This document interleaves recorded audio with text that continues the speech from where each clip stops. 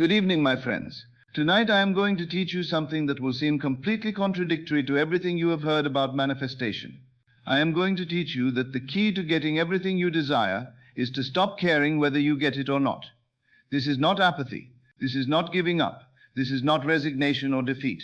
This is the most powerful state of consciousness you can achieve, the state of divine indifference.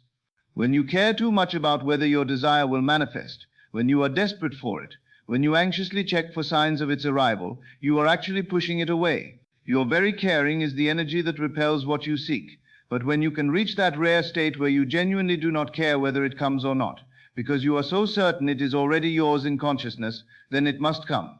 It has no choice but to manifest because you are no longer blocking it with the energy of need. Tonight I will show you the difference between caring from lack and caring from fullness, why desperation is the enemy of manifestation, and how to cultivate the divine indifference that allows everything to flow to you effortlessly. Let me begin by revealing the great paradox that most people never understand. The more you care about getting something, the more you confirm that you do not have it. And in confirming that you do not have it, you perpetuate its absence. Think about this carefully. When you desperately care about manifesting money, what is the feeling beneath that caring? It is the feeling of not having money. It is the feeling of lack, of need, of insufficiency. Your desperate caring is actually a continuous affirmation. I do not have this, I need this. I am incomplete without this. And since consciousness creates reality, that feeling of not having becomes the reality you experience. Your caring born from lack creates more lack. But when you reach the state of not caring, the state where it would be nice if it came, but you are perfectly content whether it does or not, you are actually affirming, I am complete, I am whole, I am abundant, regardless of whether this particular thing manifests. And from that state of wholeness, everything flows to you. A woman came to me several years ago, absolutely desperate to find a romantic partner. She had been alone for 5 years, and her desire for a relationship had become all-consuming. She thought about it constantly, worried about it endlessly, cared about it desperately. Neville, she said, I want this so badly. I care more about this than anything else in my life. Why isn't it manifesting? I looked at her and said, your desperation is the very thing preventing its manifestation. You care too much, and in that caring, you are broadcasting the frequency of being alone, of lacking love, of being incomplete without a partner. She was shocked. But shouldn't I care about what I want? Shouldn't I desire it intensely? There is a difference, I explained, between desiring from fullness and desiring from emptiness. Right now you are caring from a place of desperate need. You believe you are incomplete without a partner. That belief, that feeling of incompleteness, is what you are creating from. And incompleteness can only create more experiences of incompleteness. I taught her something radical. You must reach a state where you genuinely do not care whether a partner comes or not. Not because you have given up, but because you have become so complete in yourself, so whole in your own consciousness, that a partner would be wonderful but is not necessary for your fulfillment. At first she thought I was telling her to give up on her desire. But I explained that this was not about giving up, it was about giving over. It was about releasing the desperate grip of needing the desire and resting in the certainty that you are already complete. She practiced this for several months. She deliberately cultivated a feeling of contentment with her life as it was. She stopped desperately seeking. She reached a genuine state of it would be nice, but I am perfectly fine either way. And within 3 months of reaching that state of divine indifference, she met someone naturally, effortlessly in the most unexpected way. But notice, she did not meet him while desperately seeking. She met him when she had stopped caring about whether it happened or not. The caring from lack had kept him away. The indifference from fullness had drawn him to her. Let me be absolutely clear about why desperation repels what you desire. Desperation is the loudest possible declaration of absence. When you are desperate for money, you are affirming poverty. When you are desperate for love, you are affirming loneliness. When you are desperate for health, you are affirming sickness. Desperation is consciousness focused entirely on what is missing, and what you focus on in consciousness must manifest as your experience. Think about the energy of desperation. It is clutching, grasping, needy, anxious. It is the energy of someone drowning, frantically reaching for anything to save them. And this energy repels rather than attracts because it is the energy of lack, not abundance. I have seen this principle demonstrated countless times. People come to me desperate for their desires, desperate for money, for healing, for love, for success. And I can see immediately that their desperation is the very thing preventing manifestation. A businessman came to me whose company was on the verge of bankruptcy. He was desperate, frantically working, anxiously strategizing, desperately trying to force success. Every fiber of his being screamed, "I need this business to succeed or I will be destroyed."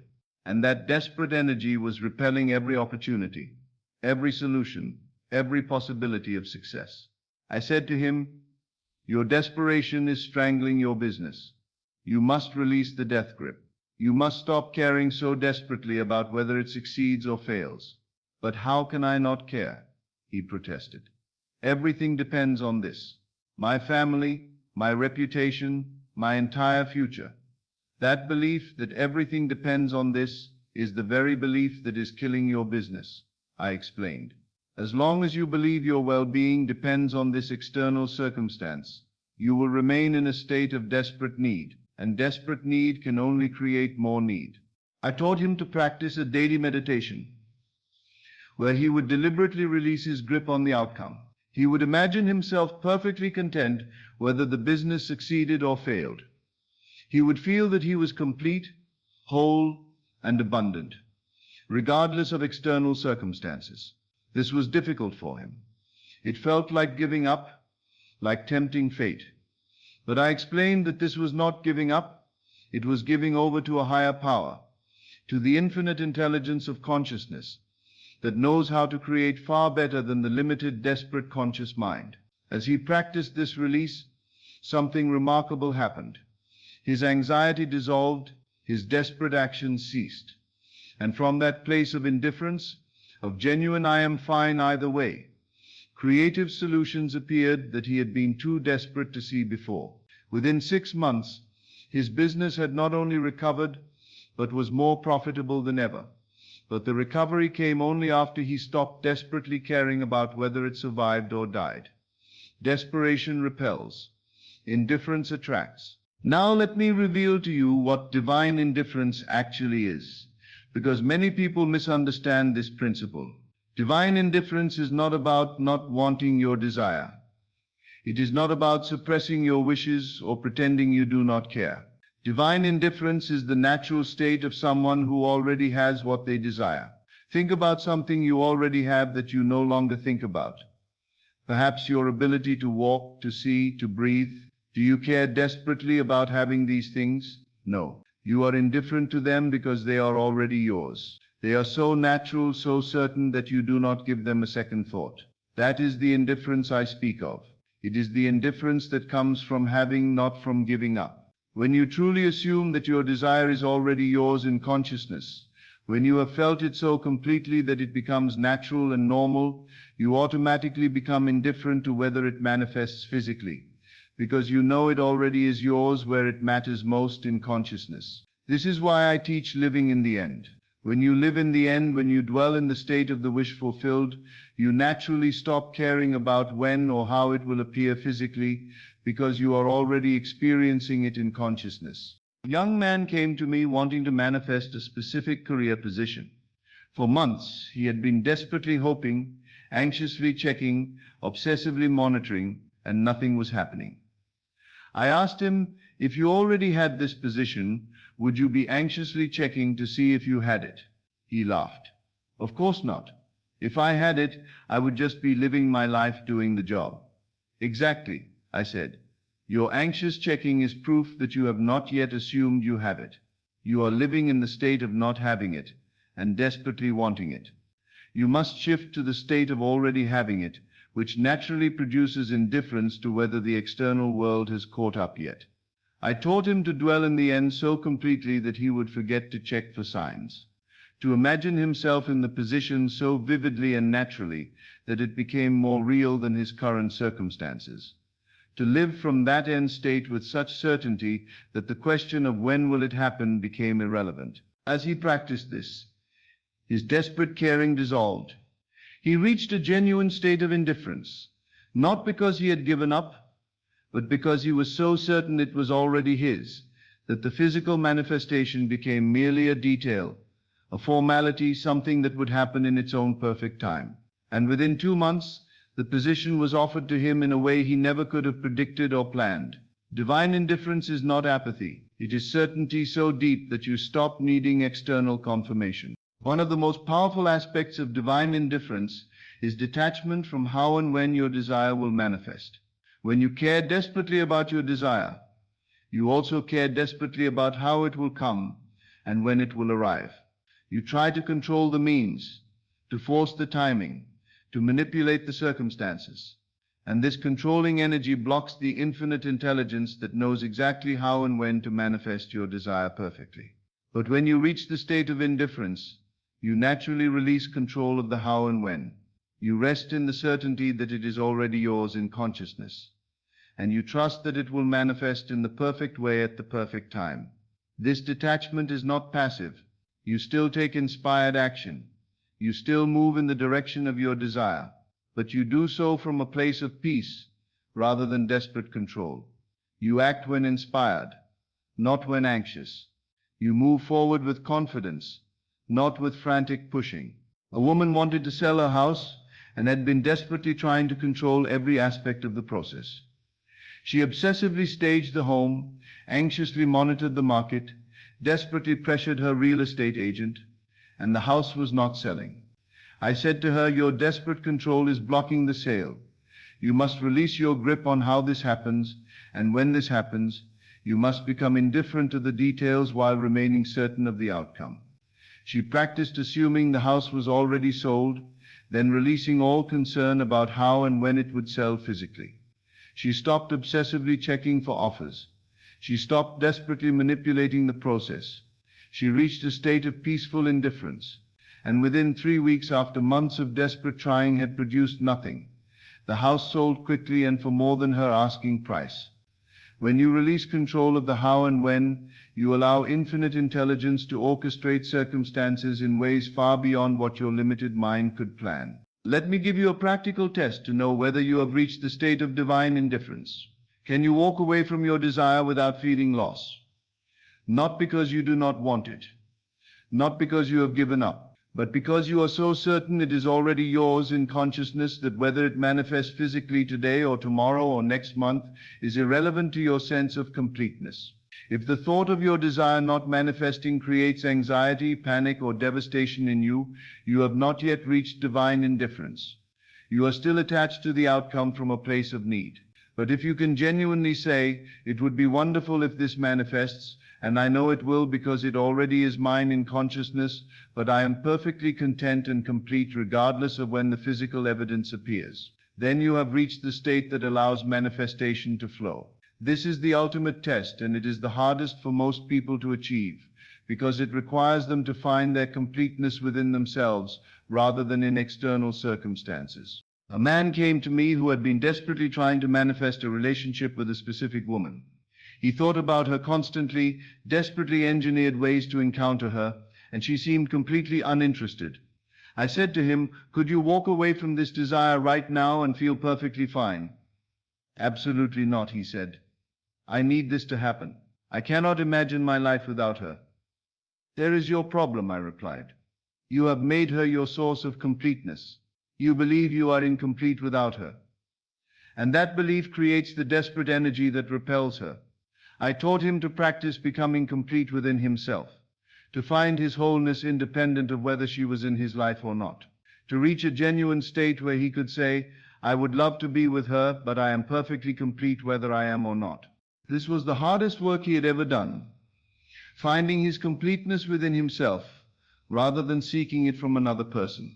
But as he practiced this, something shifted. The desperate, needy energy dissolved. He became genuinely content with his life as it was. And interestingly, as he reached that state of indifference, as he became genuinely okay with or without her, she began showing interest.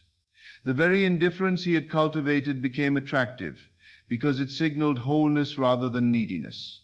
The ability to walk away is not about rejecting your desire. It is about being so complete in yourself that your desire becomes a joyful addition rather than a desperate need. Now, let me clarify something important. I am not teaching you to become cold, emotionless, or uncaring about life.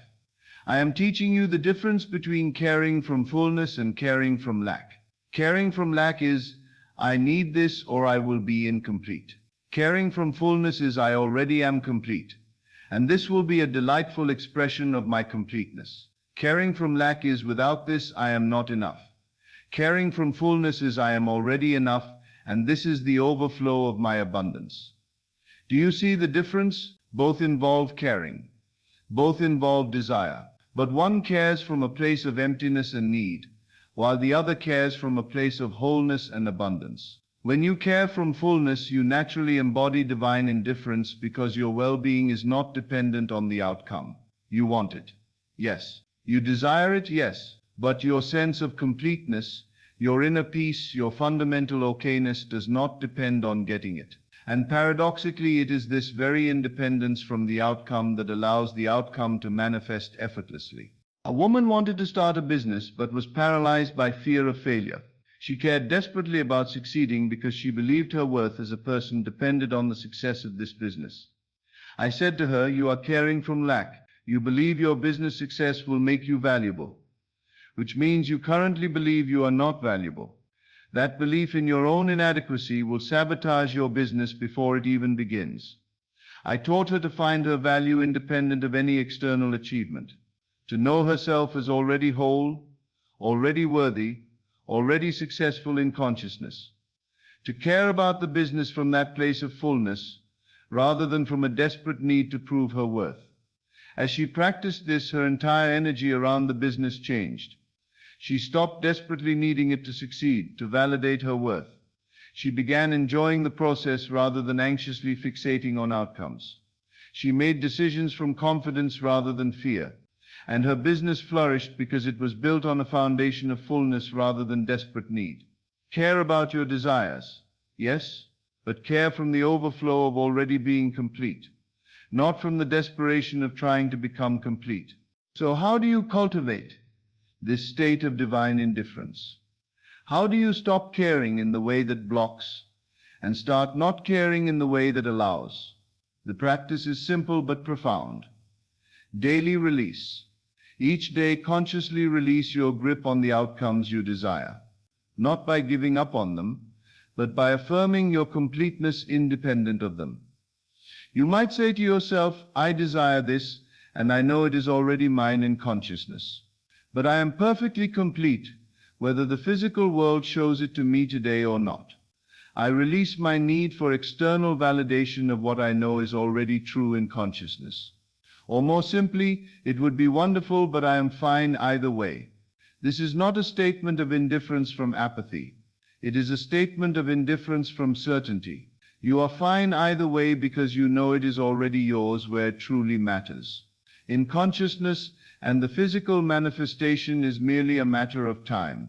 Practice this release, especially in moments when you catch yourself desperately checking for signs, anxiously obsessing over timing, or frantically trying to control how your desire will manifest. In those moments, pause, take a breath, and consciously release the death grip. Affirm your completeness.